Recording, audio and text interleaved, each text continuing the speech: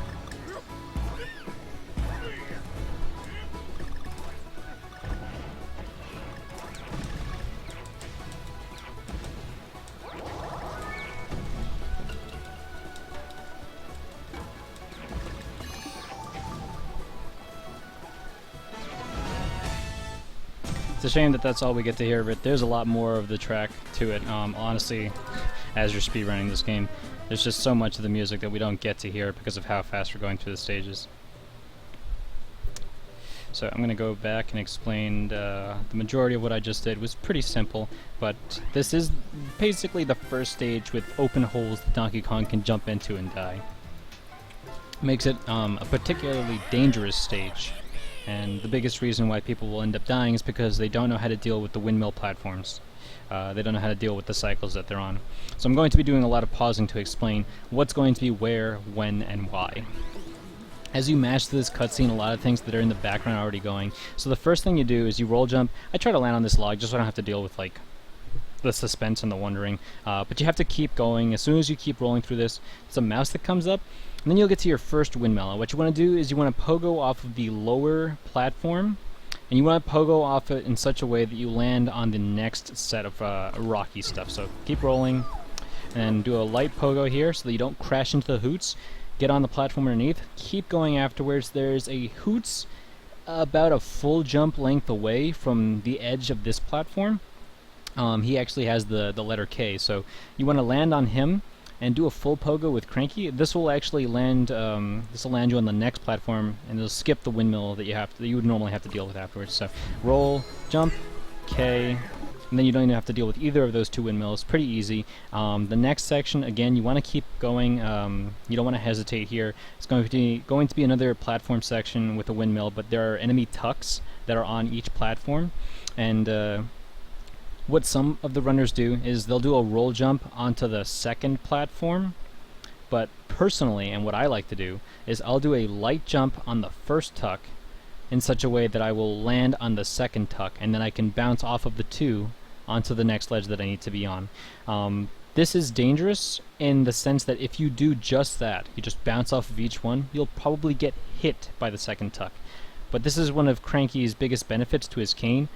Because of the fact that Cranky's hitbox with his cane takes priority over taking damage, as long as you pull the cane out preemptively, you won't take damage. So I'll go ahead and show that. So I'll be bouncing off the first one, and then you can see me pulling my cane out, which protects me from running into the enemy and getting hit.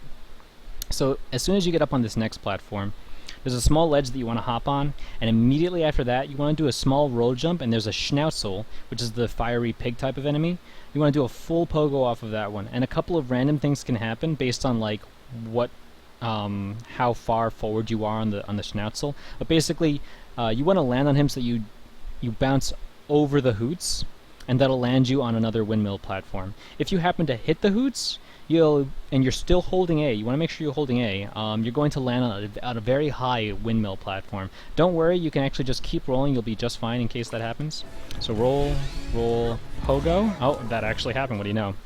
And I'm just going to keep rolling onto the lower platform here. This will actually also allow me to keep rolling onto the next windmill set of platforms. And from there, another tricky but stress-relieving thing that you can do is there's a hoots coming up. You want to jump and hold A off of this hoots. You jump onto the hoots and you hold A, and this will allow you to move forward enough that you'll land into the next big hoots. When you're landing into this next big hoots, make sure you pull out your cane again. This will protect you from taking damage, and then you'll use this big hoots to get onto the next platform. So roll, jump, hold A, pull out your cane, and then you're on the last windmill section. All you gotta do is roll, jump, and you're in the clear. And that takes care of one of the more difficult platforming sections of this stage. Once you get into those barrels, just fire forward. On this section, you want to speed it up by just not bouncing. You won't be able to make it, so just don't worry about it, and then roll afterwards. You're rolling, and then you jump to a full pogo off of that schnauzel, roll through some leaves, and then you have this climb, this tower climb here. So what you want to do is, as you're rolling up, there's going to be a tough tucks. Those are the tucks with the helmet on their heads. You want to do a full pogo off of that. That'll get you up onto the next ledge. And then what I like to do is I like to bounce onto the... There's another ledge coming up after that, so I'm going to have to roll, pogo, pogo. And then once you're up here, you have to wait a second for it to get... for like the workings of the windmill to like get in place. So I like to do a small pogo. It looks like I'm going to land first, so I'm just going to do a light hop. And then I'm going to bounce off of the springy thing. And then you want to make sure you move left a bit. This way you have enough room to roll to the right. Or you can alternatively land on the right side and then jump. I like to move left a little bit, turn around, roll, jump. And then do a full bounce and a pogo, and you're in the clear. Now, coming up next, there's this huge jump that you can do. It skips having to ride this whole thing down. What you can do is, you see there's a bunch of bananas overhead. I like to stand right around here. You see Donkey Kong's knuckle is lining up with the gap in the last wood plank. You want to make sure that that happens. Now, there's a banana bunch. It's coming up. You can wait until it passes over your head and then roll straight off. Keep mashing your rolls. Don't stop mashing your rolls. Just keep mashing your rolls and then do a full jump and you'll land at the bottom. No problem.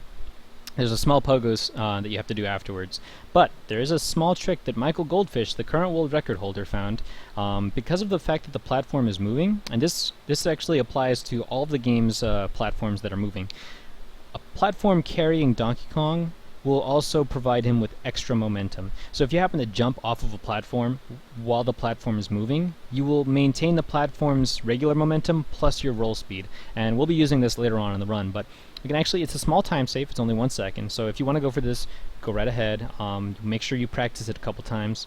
But it's not a huge time save, so you're completely fine with just waiting for the banana bunch to be over your head, and then you roll just roll straight off. Otherwise, this is the Goldfish Yump. Now, I'm going to do a light pogo here. I made it, thank God. Do a light pogo and then a full pogo onto the next wooden platform. This is going to be really tricky and messy, but you saw me do it the first time through. And then I'm going to be doing a series of light pogos to get from one platform ledge to the next into the barrel. So light, light, light, light. Okay, made it. Okay. So it's kind of hard to do. Like, you have to go back, watch it a couple times. I really recommend doing so. But when you're rolling straight off, you are moving a little bit slower, so you do get to do more full pogos. It's a little more comfortable. You might want to practice both back and forth. Once you land on the next section, all the platforms, they're going to start collapsing when you get on them. So you want to make sure that you just don't stop moving, keep going. I like to roll, and then I like to jump onto the next platform. There's a pointy tux here. I roll straight through him, and then let's see, roll, land on this windmill platform up in the air. It's starting to come down, and then there's going to be I like to bounce on quite a few of the enemies. It's a rat, a hoots, and then there's another hoots that you could bounce off of, but that one's pretty risky. Don't go for it. So roll, jump, bounce, tuck. Okay, and then you're on this top platform here. Those were 2 full pogos. Top platform here, and then roll. Now you could land on that hoots if you wanted to. Kind of dangerous. You might miss him, and you'll then fall through that. I know it's a tiny gap between him and the next platform, but it's happened before. And you want to do as light a pogo as you can, because the next platform series triggers when Donkey Kong lands on it. So if you land on the hoots, you'll land on this platform a little sooner. But you know, it's up to you what you want to go for in time saves and everything. Again, you want to be holding grab when you're in the air because it'll help you move a little faster, and when this platform drops right here, you just want to get into that barrel on the right. Some players are confident enough that when they land on that second platform, they actually roll straight off to the right, which is what the time attack does. So in this section, all you're doing is just mashing your blast button, so the jump button. You just keep going straight through. No big deal from here on to the end. One more blast. And then once you get to the last barrel, all you want to do is mash roll. That's literally all you have to do, okay? It'll explode, mash roll, you're done. I highly recommend practicing this stage for the platforms, knowing where the cycles are going to be, and in case of anything, and you have to, don't be afraid to hold back, you know, press left if you have to land on a safe platform. Reassess the situation, see where the platforms are, and then do it again. No big deal.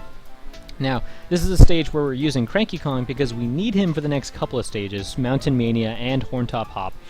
Those stages are much faster with Cranky. But the time attack will be using Dixie because Dixie can actually, from the very top of the slowly falling platform on the harness thing, you can actually jump with Dixie and skip the whole thing. But you actually don't even need that if you want to get the shiny gold time with Cranky. Now the ride's a little bit different, so this is going to be a little messy at the beginning. I have to kind of improvise it a bit, but essentially it's going to be the same. I just have to make sure I pick up the Cranky barrel. And there's one at the very beginning. The cycles are slightly different because of the fact that like there's no cutscene in the beginning. So this is one of the stages where it's like it's really difficult to practice in time attack. Ooh, okay, well. Luckily, if you die in time attack, it's much faster to retry.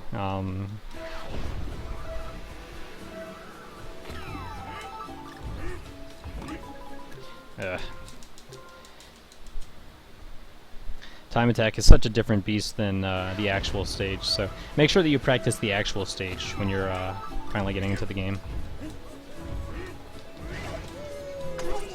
Okay. This might be a little messier than I was hoping for it to be.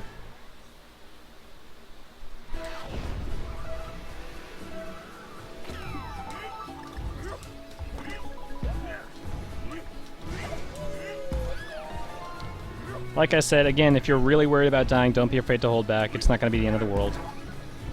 I just did it a couple times right there because I'd rather not worry about it. And that was the lower path that you just saw. But once again, most of these platform cycles, they're based on like as you approach the area, so it really wasn't a big deal that I had to stagger myself a bit at the beginning. So long as that once you get up to the next section, you're on the go, you're on the move.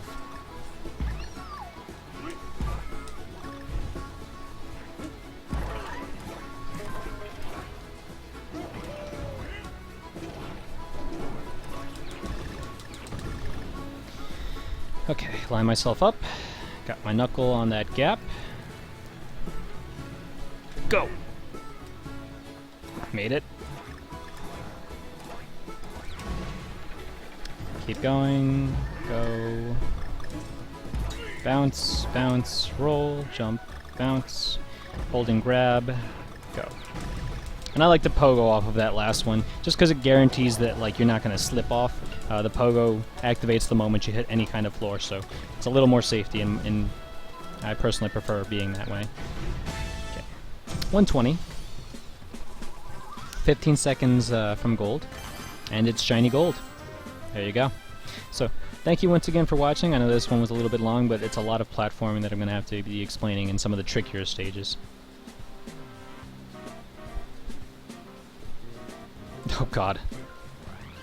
And that'll keep happening. Anyway, next time we'll be covering one of the bigger run killers, since this is essentially where the run would start with World 2. 2-1, pretty decently challenging. Mountain Mania, this is a big run killer for a lot of the runners.